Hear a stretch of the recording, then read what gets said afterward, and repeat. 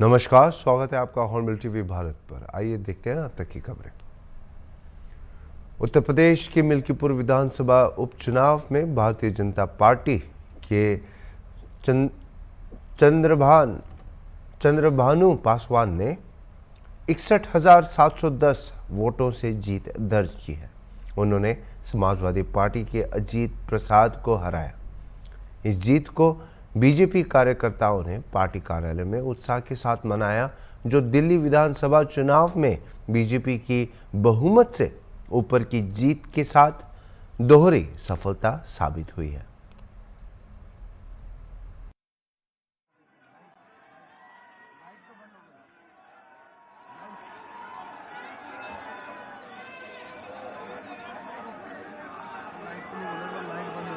जरा देखें ये लाइट कैसे बंद हो गई है। ठीक है, थैंक यू। जोरदार तालियों से आप अभिनंदन कीजिए माननीय प्रधानमंत्री जी का। बोलिए भारत माता की, भारत माता की, भारत माता की, भारत माता की। Bharatiya Janata party, Bharatiya Janata party, Bharatiya Janata party.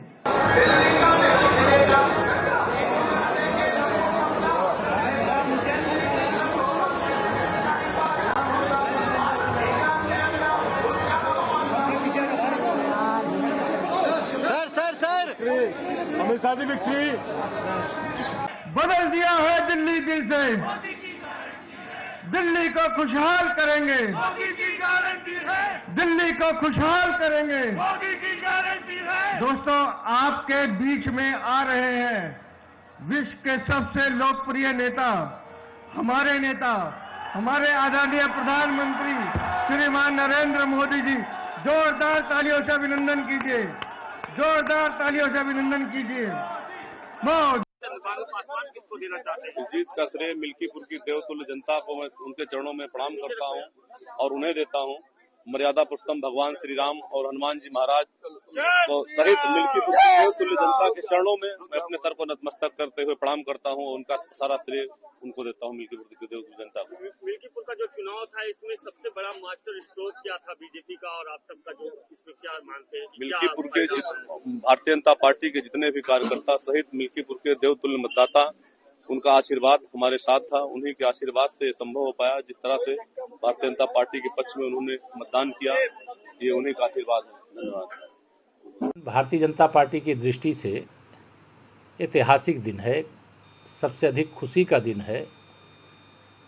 देश का दिल कहा जाने वाला दिल्ली, जहां भारतीय जनता पार्टी वहां लगभग 26 साल से अधिक के अंतराल के बाद सत्ता में वापसी की है, वहीं दूसरी ओर उत्तर प्रदेश के मिल्कीपुर विधानसभा के उपचुनाव में भी भारतीय जनता पार्टी ने शानदार सफलता अर्जित की है।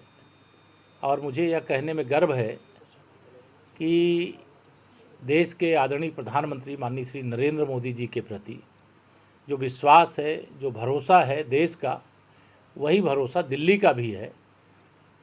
और दिल्ली ने जो भरोसा लोकसभा 2024 में, 2019 में, 2014 में भाजपा के साथ दिखाया था, वही भरोसा 2025 के विधानसभा चुनाव में, चूँकि 2025 में दिल्ली विधानसभा के चुनाव की शुरुआत है, इससे पहले 2024 में हम लोग हरियाणा जीते, महाराष्ट्र जीते, अब दिल्ली जीते। तो यह जो जीत की त्रिवेणी है, एक तरफ गंगा यमुना सरस्वती की त्रिवेणी प्रयागराज महाकुंभ में जहां लोग करोड़ों लोग डुबकी लगाने आ रहे हैं, वहीं दूसरी तरफ भारतीय जनता पार्टी के लिए ये जीत की त्रिवेणी है। मतलब इसको लेकर के मैं भी उत्साहित हूं और मेरे जैसे सभी कार्यकर्ता आज उत्साह से लबरेज हैं। श्री अरविंद केजरीवाल जो राजनीति में झूठ बोलने का और लूट करने का, झूठ और लूट जिसको कहिए, आम आदमी पार्टी नाम तो दिया, लेकिन उस आम आदमी पार्टी को आपदा पार्टी बना दिया, जनता के लिए विपदा वाली पार्टी बना दिया, भ्रष्टाचार वाली पार्टी बना दिया, माफियागिरी वाली पार्टी बना दिया। आज जब अरविंद केजरीवाल जी की हार हुई, वह भी जेल गए थे, मनीष सिसोदिया जी की हार हुई, वह भी जेल गए थे, और सत्येंद्र जैन जो उनके मंत्री थे वह भी जेल गए थे, वह भी हारे हैं। और भी कई लोग हारे, डिटेल मुझे नहीं मालूम है, लेकिन जो भ्रष्टाचार के आरोप में जेल गए, दिल्ली ने उनको नकार दिया और भारतीय जनता पार्टी के लिए आज ऐतिहासिक दिन है। और जिस प्रकार से दिल्ली के लोगों की अपेक्षा है, मुझे पूरा विश्वास है माननीय प्रधानमंत्री श्री नरेंद्र मोदी जी के मार्गदर्शन में दिल्ली में बनने वाली भारतीय जनता पार्टी की सरकार वहाँ की जनता की बहुत शानदार ढंग से सेवा करके, दिल्ली का विकास करके, दिल्ली के कूड़े के ढेर को समाप्त करके, अविरल और निर्मल यमुना जी का प्रवाह शुरू करवा करके एक ऐसा स्वरूप बनाने का काम करे कि दिल्ली देश की राजधानी है, लेकिन आने वाले समय में वह विश्व के किसी भी सबसे संपन्न देश की राजधानी से भी अच्छी राजधानी के रूप में डेवलप होगी, ऐसी मैं आशा करता हूं। एक बार फिर से मैं अपने प्रधानमंत्री जी को, अपने माननीय गृह मंत्री जी को, अपने माननीय राष्ट्रीय अध्यक्ष जी और संपूर्ण राष्ट्रीय नेतृत्व और दिल्ली प्रदेश भाजपा नेतृत्व, वहाँ के जो विजयी हुए विधायकगण हैं उनको बधाई देता हूँ। वहाँ जो चुनाव लड़े, नहीं जीत पाए कोई बात नहीं है, लेकिन उन्होंने शानदार चुनाव लड़ा और भारतीय जनता पार्टी को सरकार बनाने के मोड़ तक पहुँचाया, उन सबको बधाई देता हूँ। सर, ये दिल्ली की बात हो गई, उत्तर प्रदेश की बात करें, मिल्कीपुर में भी चुनाव हुआ और समाजवादी पार्टी दावा कर रही थी, लेकिन अब अगर बात की है तो अखिलेश यादव लगातार इल्ज़ाम लगा रहे हैं। देखिए, आने वाले समय में समाजवादी पार्टी, आम आदमी पार्टी और कांग्रेस पार्टी ये समाप्तवादी पार्टी होंगी, क्योंकि अब भ्रष्टाचार करने के लिए, परिवारवाद करने के लिए, तुष्टीकरण करने के लिए, अपराधियों को संरक्षण देने के लिए, माफियाओं को संरक्षण देने के लिए, गुंडों को, दंगाइयों को संरक्षण देने के लिए अगर कोई राजनीति करेगा, जनता के हित में कोई राजनीति करेगा तो उसका तो भविष्य रहेगा।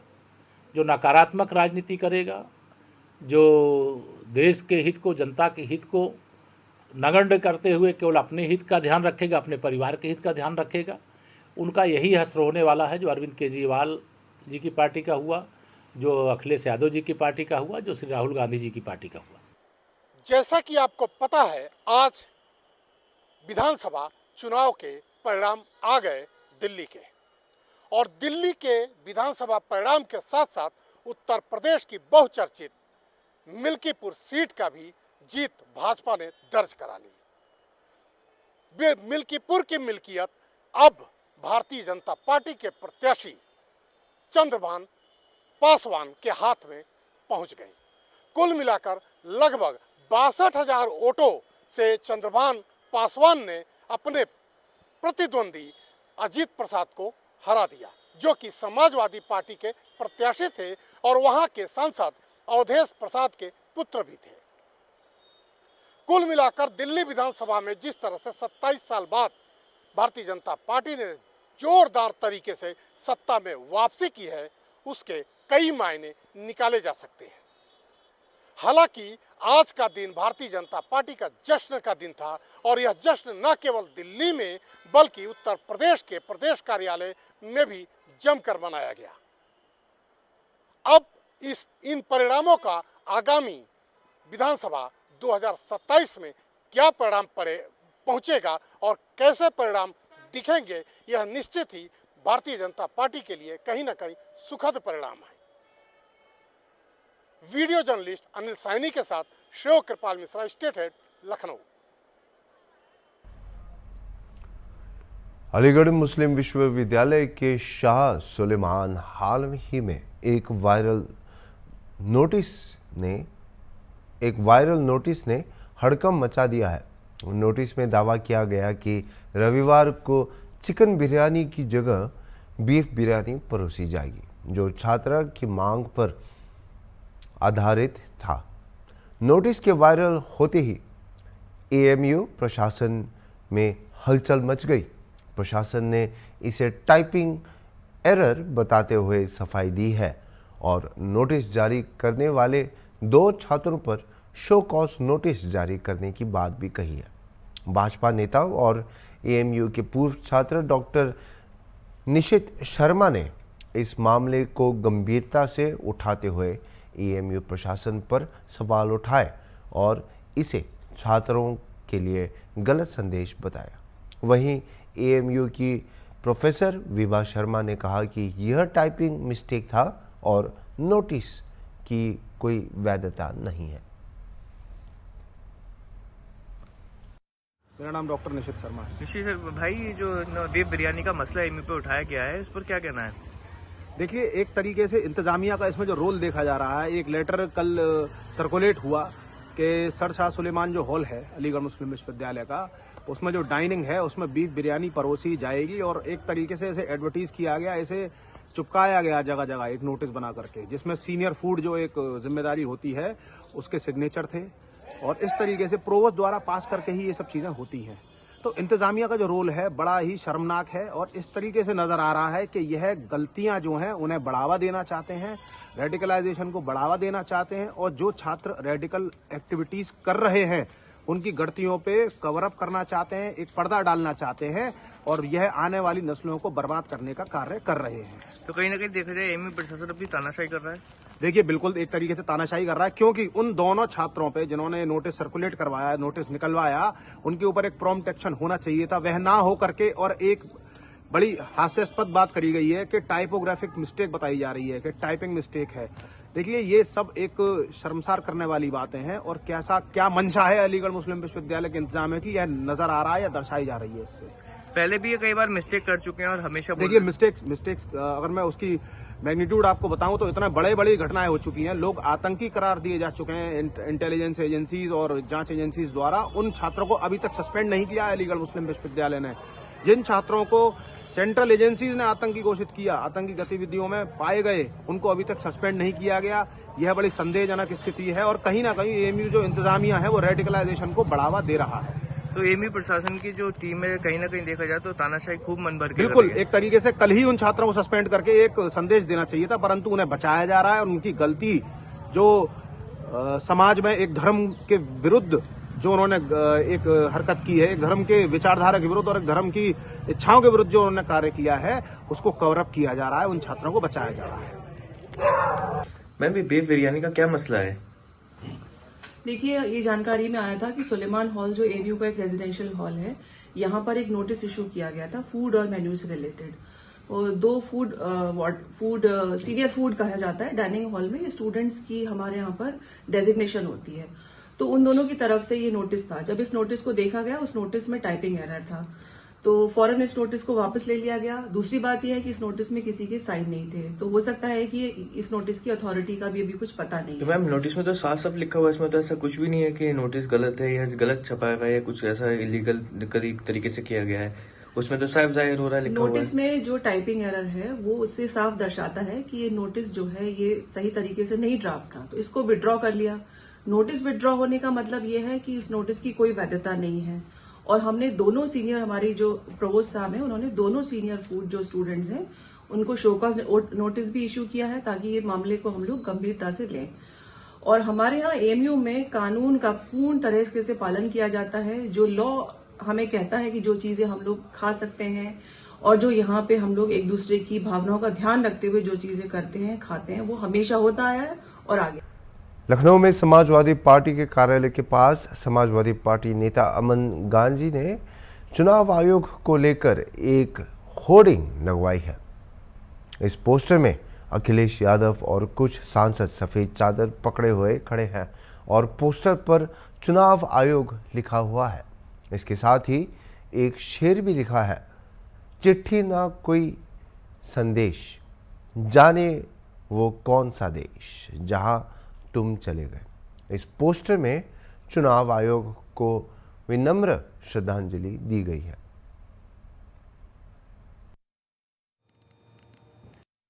मिल्कीपुर उपचुनाव के नतीजों के बाद समाजवादी पार्टी लगातार चुनाव आयोग पर हमलावर है। समाजवादी पार्टी के नेताओं और समाजवादी पार्टी की ओर से लगातार चुनाव आयोग को लेकर विवादित टिप्पणी की जा रही है। इसी क्रम में आज समाजवादी पार्टी के कार्यालय के पास एक पोस्टर लगाया गया है। कैमरा पर्सन से कहेंगे पोस्टर को दिखाएं। इस पोस्टर पर अखिलेश यादव के साथ धर्मेंद्र यादव, जियाउर रहमान बर्क, राम गोपाल यादव सहित कई सांसद और वरिष्ठ नेता मौजूद हैं। ये वही तस्वीर है जो अखिलेश यादव के द्वारा जारी किया गया था। इस तस्वीर में देख सकते हैं एक सफ़ेद कपड़ा है जिस पर चुनाव आयोग लिखा हुआ है। साथ ही इस पोस्टर पर लिखा हुआ है, चिट्ठी ना कोई संदेश, जाने वो कौन सा देश जहां तुम चले गए। साथ ही नीचे चुनाव आयोग को लेकर लिखा है, विनम्र श्रद्धांजलि चुनाव आयोग। इस पोस्टर पर अमन गाजी समाजवादी पार्टी के जो नेता हैं उनकी भी तस्वीर है।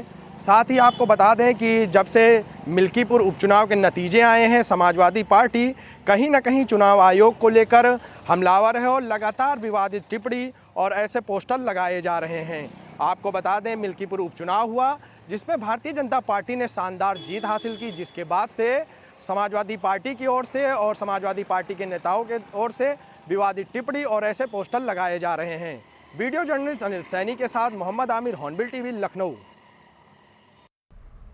उत्तर प्रदेश के मुख्यमंत्री योगी आदित्यनाथ के गृह जनपद गोरखपुर में अपराध नई बात नहीं है, लेकिन पुलिस द्वारा अपराध छिपाने के आरोप चिंता का कारण बने हुए हैं। रविवार रात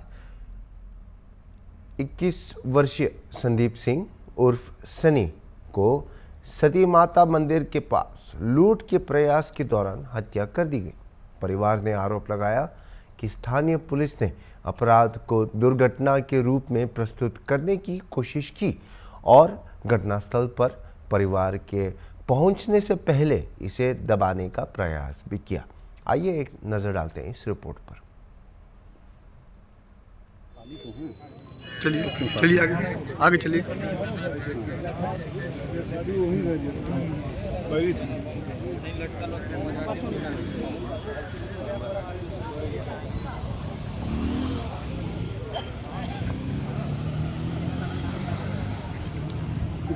आगे फोरेंसिक वाले आगे पूरी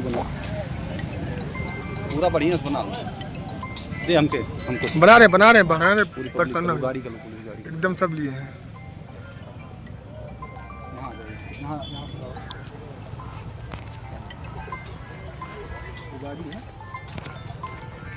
ये गाड़ी है जो टूटी है, देखिए किस हिसाब से टूटी है, इधर दिखाओ।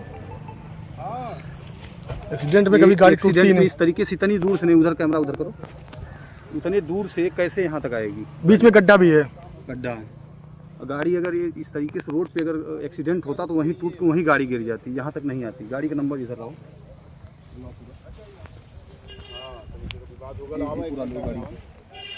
गाड़ी जा रहा है, आ रहा है।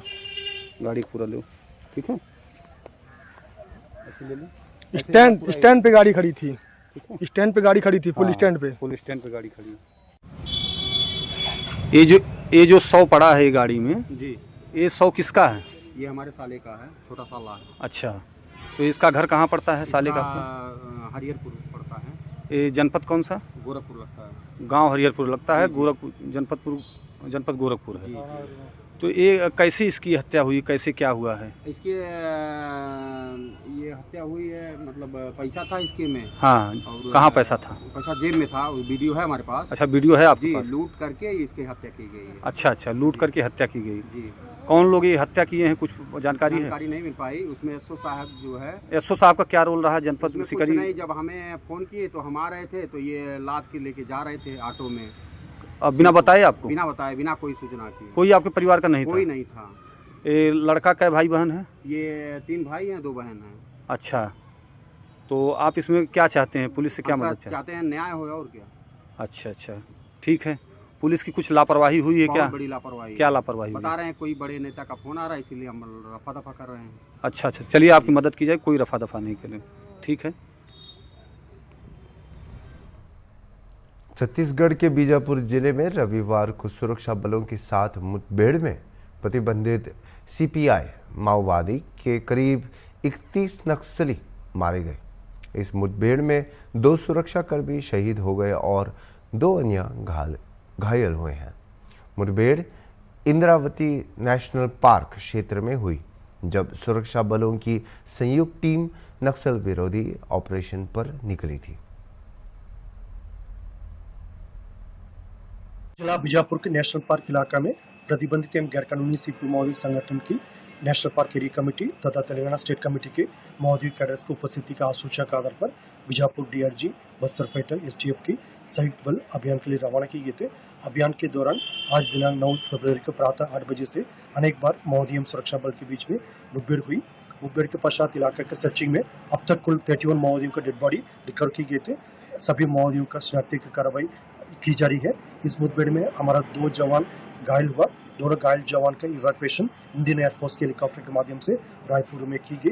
उन दोनों जवान की स्थिति अभी खतरे से बाहर, यह इलाज जारी है। और इस मुठभेड़ में हमारा 1 डीआरजी का जवान, 1 एसटीएफ का जवान का शहादत होगी।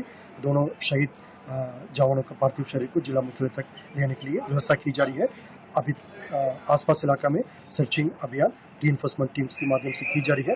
सर्चिंग के उपरांत हम और विस्तार से जानकारी देने की स्थिति में रहेगा और इस मुठभेड़ में कुल 31 बॉडी रिकॉर्ड करने के साथ साथ वर्ष 2025 में अब तक टोटल 65 डेड बॉडीज माओवादियों का रिकवर किए गए थे अलग अलग मुठभेड़ के पश्चात। Thank you sir. हमारे इस बीजापुर के नेशनल पार्क वाले एरिया में 650 से अधिक जवानों ने अनेक कैंपों से ऑपरेशन लॉन्च किया, अनेक दिनों का अभियान किया और उसके बाद आज 31 नक्सलियों के मारे जाने की सूचना है। ये सभी वर्दीधारी थे और AK-47 इंसास, BGL लॉन्चर्स, ऐसे सारी चीज़ें ऑटोमेटेड बड़े सारे हथियार उनसे बरामद किए गए। इस पूरे ऑपरेशन में हमारे 2 जवानों के शहीद होने की सूचना है। साथ ही साथ 2 जवान घायल हुए हैं जिनको एयरलिफ्ट किया गया है। इस वर्ष की सबसे बड़ी घटना देखी जा रही है। हाँ, जनवरी और फरवरी माह को मिलाकर देखें तो ये सबसे बड़ा ऑपरेशन अभी है और ये उस स्थान पर है जो आरामगाह कहा जाता था नक्सलियों का, ये उस स्थान पर हुआ ऑपरेशन है। हाँ, तो लगातार आप सब लोगों को ही मालूम है, पूरा देश जानता है कि हम लोग जब से सरकार में आए हैं तब से नक्सलवाद के साथ मजबूती के साथ लड़ाई लड़ रहे हैं और उसकी पूरे देश में तारीफ भी हो रही है और हमारे जवानों के साहस को हम सलाम करते हैं। बहुत बहादुरी के साथ नक्सलवाद के साथ लड़ रहे हैं और हमारे देश के यशस्वी प्रधानमंत्री श्री नरेंद्र मोदी जी और देश के गृह मंत्री आदरणीय अमित शाह जी, उनका संकल्प है कि 31 मार्च 2026 तक इस देश से नक्सलवाद को समाप्त करना है। और आज ज्यादा मात्रा में छत्तीसगढ़ में ही नक्सलवाद है, लेकिन मुझे पूरा विश्वास है कि जिस बहादुरी के साथ हमारे जवान लड़ रहे हैं, निश्चित रूप से हमारे माननीय प्रधानमंत्री जी और माननीय गृह मंत्री जी का संकल्प पूरा होगा। 2 जवान शहीद हुए, 2 जो है घायल भी है, इसको लेकर। हाँ, जो जवान हमारे शहीद हुए हैं उनको श्रद्धांजलि अर्पित करते हैं। भगवान से प्रार्थना है कि उनकी आत्मा को अपने चरणों में वास दें, जगह दें। अभी के लिए इतना ही और खबरों के लिए आप देखते रहिए हॉर्नबिल टीवी।